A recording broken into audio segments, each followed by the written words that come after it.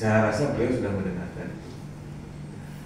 Tetapi bagaimanapun juga pemerintah itu punya proses yang tidak bisa kita loncat-loncati. Jadi mulai dari penyiapan anggarannya, kemudian urusan pelelangan dan sebagainya. Nah, yang hal-hal yang bisa kami koordinasikan di awal sudah kita koordinasikan dengan baik dengan teman-teman Transmetro maupun ekosistem yang lain. Karena ternyata Bu dan teman-teman sekalian, Transmetro Dewata ini kompleks ekosistemnya. Jadi tidak semata-mata kita punya uang kita bisa bayar. Uang ada pun kita nggak bisa langsung selesaikan saat itu. Jadi dia itu karena standar pelayanannya tinggi, ini memang ada beberapa pihak yang terlibat di dalam pelayanan Transmetro Dewata ini. Dan itu tidak sesuai dengan keadaan kita di daerah.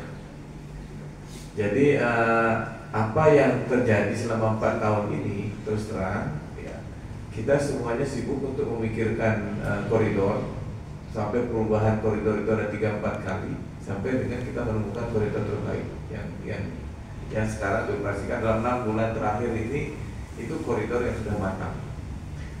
Nah, kematangan koridor ini harusnya itu dilanjutkan terus. Dan kami memang sudah meminta kepada pemerintah pusat gitu ya, bahwa dalam proses ini kami dibimbing dan dipersiapkan. Nah, karena kesibukan dari pemerintah pusat juga akhirnya ini tidak terjadi. Uang yang sudah kita siapkan di tahun 2024 itu tidak terpakai. Nah, sehingga tadi kalau pertanyaannya Pak Inyok gitu, kenapa anggaran baru disiapkan? Kami itu sudah menyiapkan anggaran 2024, tapi memang tidak besar karena janjiannya adalah sedikit demi sedikit. Jadi kita akan limpahkan per koridor gitu rencananya. Di 2024 saya sudah siapkan, tapi tidak bisa digunakan uang itu pulang. Ketika pulang saya mau pakai lagi ternyata tidak bisa, sehingga itu tidak membantu kita di tahun ini. Di tahun 2025 ini ada uang yang disiapkan, tetapi tidak cukup karena ternyata berhenti semua gitu. Nah, sehingga ini tidak memungkinkan. Jadi kami juga tidak boleh melakukan kontrak ketika uang itu tidak mencukupi. Itu artinya tidak fair untuk si Satria Transjayanya. Kalaupun misalnya kita tetap lanjutkan. Nah, karena itu ini harus dilakukan perbaikan lagi, perubahan lagi. Dan terus terang dengan perpindahan standar dari pusat ke daerah itu kita membutuhkan waktu untuk menyesuaikan. Jadi seperti Bapak Ibu ketahui, Transarba kita itu standarnya daerah, standar angkutan umum.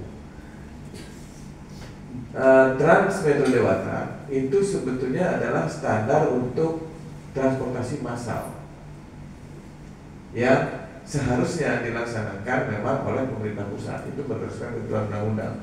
Nah, dalam hal ini pemerintah daerah bisa melaksanakan itu, ya, tetapi tentu saja tidak mudah buat pemerintah daerah karena persiapannya membutuhkan waktu. Nah, ketika Transmetro Dewata itu ada BUMN yang ikut, kemudian ada juga tim dari keuangan, tim dari BI, kemudian ada juga fintech dan sebagainya.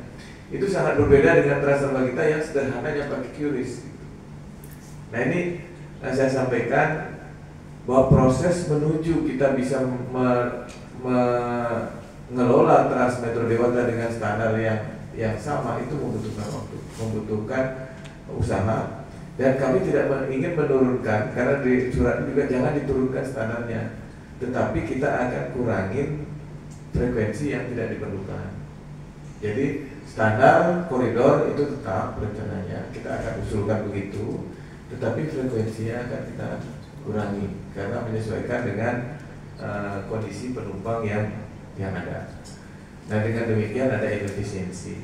Apakah pemerintah daerah tidak peduli? Pemerintah daerah itu sudah mengupayakan. Setahu saya kami dari perhubungan setiap tahun itu mengusulkan. Dan kemudian ketika sampai di tim anggaran, banyak keperluan lain yang juga harus ditutup oleh pemerintah daerah.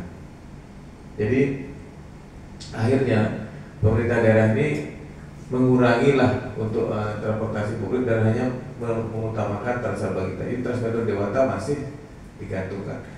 Tapi ketika Transmetro Dewata ini berhenti, ini sontak muncul kesadaran karena kelihatannya yang kemarin-kemarin diam-diam aja menikmati Transmetro Dewata nggak ngomong. Tidak ada yang mengatakan kepada Pak Gubernur, terima kasih Pak Gubernur, Pak Menteri bahwa kami menerima Transmetro Dewata, kami menggunakan Transmetro Dewata. Nggak ada yang bicara. Ketika dihentikan baru bicara. Dan saya terus terang bicara sendirian Pak pada saat itu. Dan nah yang saya hadapi banyak orang-orang yang selama ini tidak menggunakan transportasi publik, ya, tetapi merasa jalannya diambil oleh transportasi publik. Ya, ini saya kesulitan terus terang saya sehingga merasa ketika kemudian teman-teman menyampaikan ini kepada pimpinan-pimpinan dan kemudian para anggota dewan yang dalam arti memang yang punya uang itu kan sebenarnya rakyat. Rakyat itu melalui perwakilannya di dewan. Sudah benar perjalanan Bapak Ibu sekalian. Nah, sehingga mereka merasakan, lah ada masyarakat saya yang ternyata membutuhkan layanan ini. Padahal memang pemerintah sendiri sudah menetapkan, pemerintah pusat menetapkan bahwa layanan ini merupakan layanan wajib. Nah, tapi yang lain juga wajib banyak, Bapak Ibu sekalian. Sekolah, pendidikan, kesehatan, infrastruktur air bersih itu wajib, bahkan wajib dasar. Nah, layanan angkutan umum ini wajib, tapi bukan merupakan wajib dasar.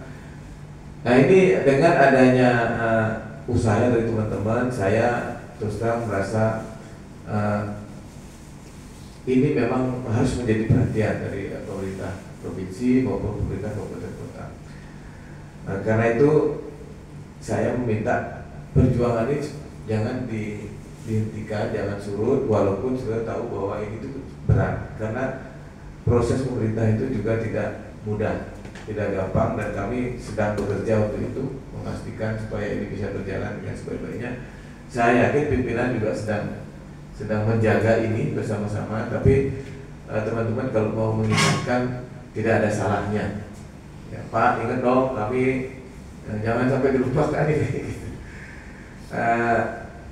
Bahwa ini merupakan bagian dari bagaimana pemerintah menopang kehidupan masyarakat yang dalam keadaan kesulitan untuk bertransportasi, untuk bermobilitas, tapi membutuhkan mobilitas.